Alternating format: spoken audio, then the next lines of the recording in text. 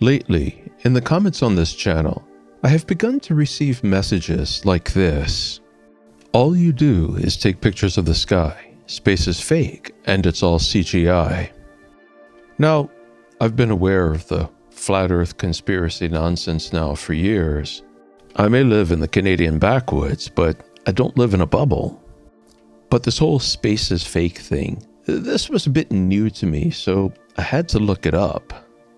And I learned that it seems to be part and parcel of the flat earth conspiracy nonsense. And I'm not going to mince words. I don't care who this offends. I'm just going to call it what it is.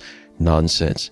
If you believe in the flat earth conspiracy theory nonsense, that takes a special kind of stupid. We'll come back to that.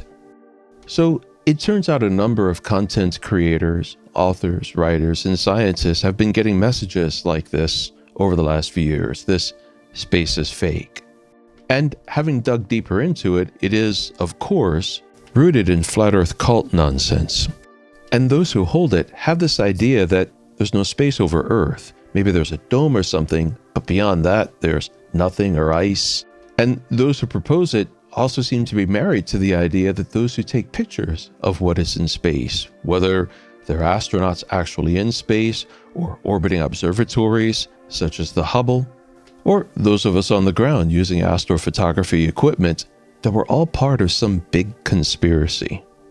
Now, I'm going to give you a spoiler before I go deeper into this nonsense, but like I said, it takes a special kind of stupid to believe this nonsense, because the reality is anybody, anywhere, can go out and buy a telescope and hook a camera onto it and point it at the sky and shoot pictures of what's in space. For crying out loud, with technology where it is in this era, you can take pictures of space with nothing but a cell phone camera.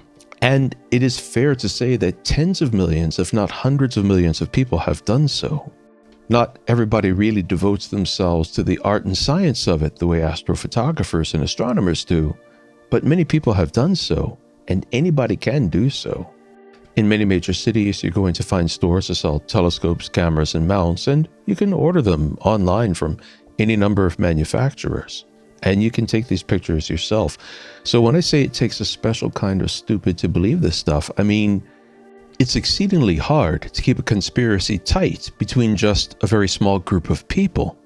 Now imagine a conspiracy between the hundreds of millions of people who at some time took pictures of space. That's hundreds of millions of potential leaks, literally impossible to contain. Every single person involved in a conspiracy is a potential leak. How do you stop her up 100 million potential leaks? So with it said at the outset that this whole thing is nonsense, and it is, it's flat out nonsense. As a person with a fairly heavy background in the field of psychology, I confess to having a curiosity regarding, where does this come from? What kind of thinking inspires people to buy into nonsense such as the Earth is flat and space is fake? Let's take a deeper look. We live both at the beginning of the 21st century and at the dawn of the third millennium. We live in an era where computers, which were mere science fiction only 2 generations ago, now fit in our back pockets.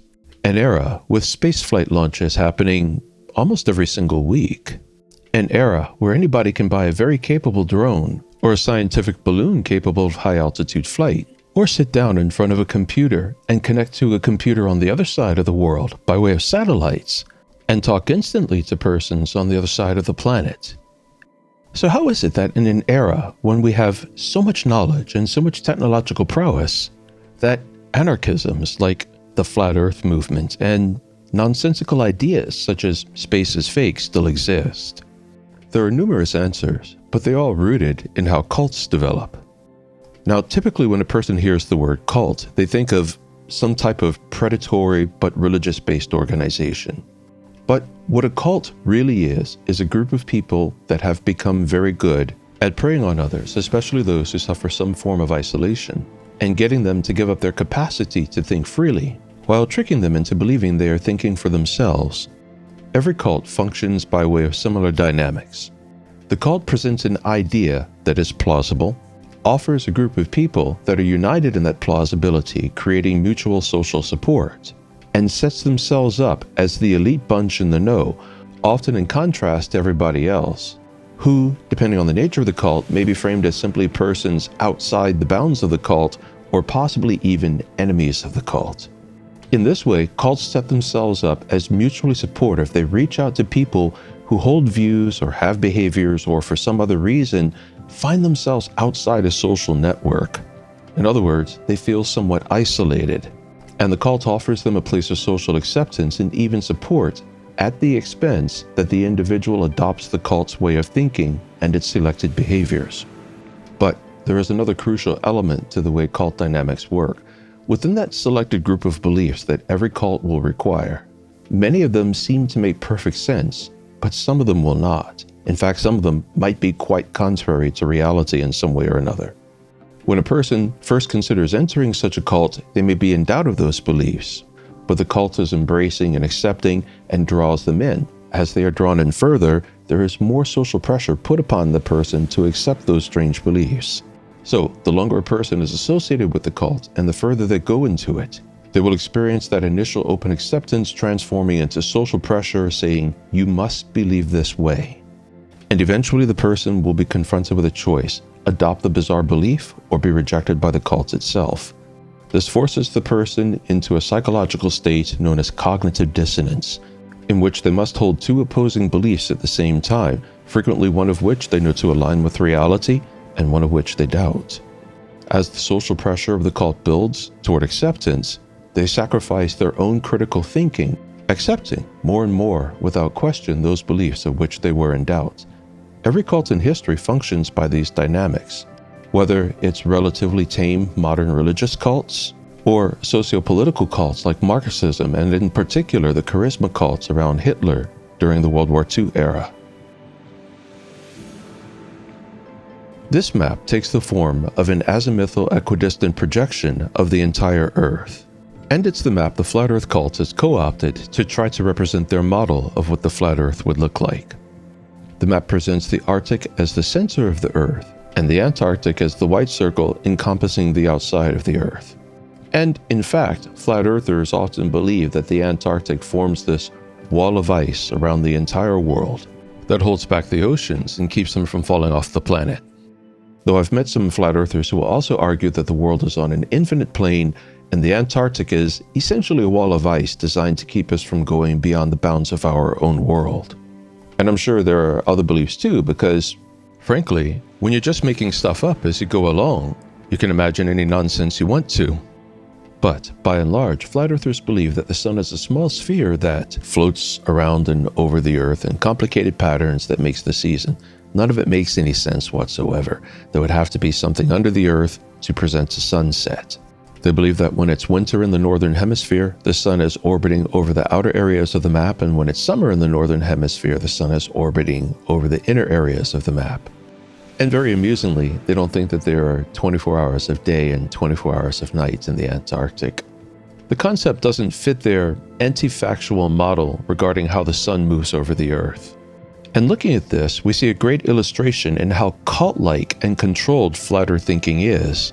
Many people live on islands relatively near the Antarctic where they experience the lengthened days in the summer and the lengthened nights in the winter. And any civilian can live in the Antarctic just by getting a job at one of the outposts. And those persons will see the 24 hours of day and 24 hours of night. I'm from the far north myself, and I've seen the 24 hours of day and night many times. And so have tens of millions of other people. Days and nights that last 24 hours and more might seem weird if you live outside the Arctic or Antarctic circles, but for the rest of us, it's just life.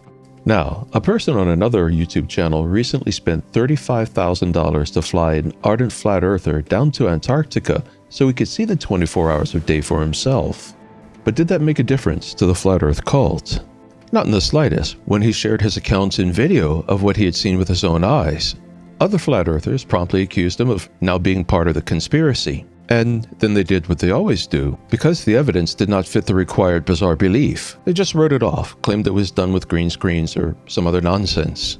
So what happened was this Flat Earth believer, now confronted with the evidence of his own eyes, who brought that up to his compatriots, suddenly found himself classed with everyone else, and suddenly found himself facing social pressure and ostracization by his cult members. Because when a person subscribes to any kind of cult, they must swallow the nonsense to be part of the cult.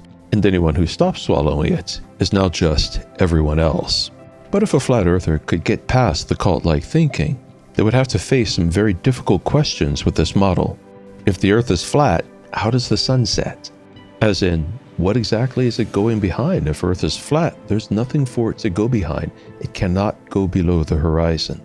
Unless you presume that the sun circles around behind the earth, meaning that space is not flat and earth is not covered by a dome.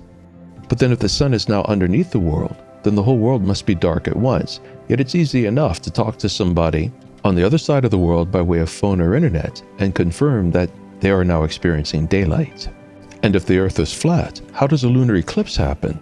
Literally, the only way a lunar eclipse can happen is for the earth to block the moon from getting sunlight. But if the sun can go behind, or in the flat earth model, underneath the earth, then space isn't really a flat plane. But if the sun is only a small sphere orbiting around the earth, and it's orbiting relatively closely, then the shadow of the sun would be so wide that we shouldn't just get a lunar eclipse, but the moon itself should pretty much disappear during a lunar eclipse, as in the sun's light should be entirely blocked out, and since the moon is only illuminated by reflecting sunlight, it should essentially disappear during a lunar eclipse, not do what it actually does, which is just become darker because the sun's light is partially obscured.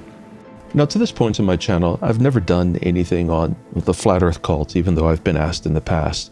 The reason being, there is no really good effective way to debate and reason with people in a cult, because their motivations for being in the cult don't really have anything to do with reason. Their underlying drives are typically ignorance, feeling alone, and a sense of powerless insignificance that makes them need to feel elite.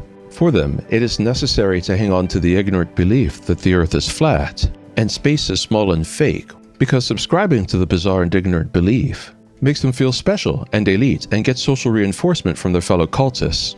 So just pointing out logic, reason, and experiments will not be sufficient rhetoric. The underlying factors that made them prey to the Dunning-Kruger effect and also made them vulnerable to becoming members of a cult are what really need to be addressed. Now, on the small chance that you happen to be a flat earther or a spaces faker who is beginning to think for yourself, my advice is start doing some experimentation, some real and meaningful experimentation. Just go out and buy yourself a pair of binoculars and start looking at the sky. Unless you think NASA's magic gnomes are painting your binocular lenses, you're going to see what's in space for yourself. If you have a few $100s more to invest, buy yourself a smart telescope. They're pretty cheap. They run as low as $500 US. And you get a mount, telescope, and lens all put together and set up to work cohesively with one another, so they're relatively easy to use. And you yourself can take pictures of what's up there in space. And whether you're looking at the sky through binoculars or just some ordinary cheap telescope or through a smart telescope, or you decide to invest in some more serious professional equipment, you will see satellites. Man-made satellites, it's inevitable. There are literally thousands and thousands of them. You can see satellites and an occasional aircraft racing across the night sky in my time-lapse video of the movements of the stars shown here, orbiting Earth at nearly 8 kilometers per second. Though many hundreds of kilometers away. And they're only able to orbit Earth because Earth is a sphere. Because when something is orbiting, it is in a state of free fall. It's falling toward the center of gravity. In the case of a man-made satellite over Earth, it's falling toward Earth. But it's moving laterally so fast that the horizon of the sphere drops away as fast as the object falls. So effectively, it never gets any closer to Earth. This might seem counterintuitive, but it's not rocket science. In fact, it's very simple. It is in fact so simple that our own solar system is filled with tens of thousands of natural orbiting satellites. And the fact that anything orbits Earth, it itself proves the Earth is a sphere. By the way, if you're pinched for funds, as so many of us are these days, you don't even need to buy a pair of binoculars. If you already have a cell phone, many modern cell phones have pretty good cameras these days. Just point it at the sky and take pictures. There are some great videos on how to do that with cell phones, and the images can be pretty impressive.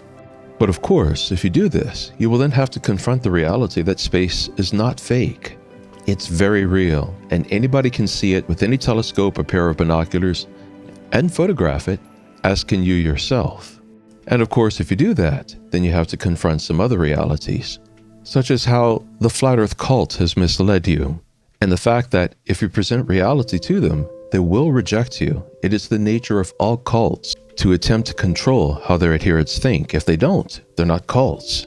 And as you do this, you will come to another realization, The flat earth cult, that's the conspiracy.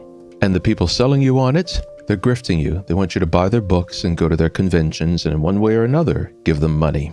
But if you confront this, you will be the better for it in the end. So with that said, space is real, Earth is a globe, and I don't care whether or not you like it, flat earthers, because I live in the real world. I'm brave enough to do that. And I am a free thinker, so I'm brave enough to accept facts, even if the facts can be a little scary and uncomfortable. Though, personally, I think the fact that we are surrounded by this vast, infinite cosmos full of wonders to discover. And every day, our knowledge is expanding, and we as humans are getting closer and closer in our own ability to reach out to those stars and go and visit them ourselves. I think that's pretty exciting. But if you feel an overwhelming need, you can continue to hide within your cult and going to your conventions, shucking out money and personal power to the grifters that are trying to sell you ignorance. Only you can decide what kind of person you want to be. For the rest of the world, the sane world, thank you for watching. Please leave your thoughts and comments below. They're always appreciated. And I hope you are having a blast getting out there and shooting that very, very real sky.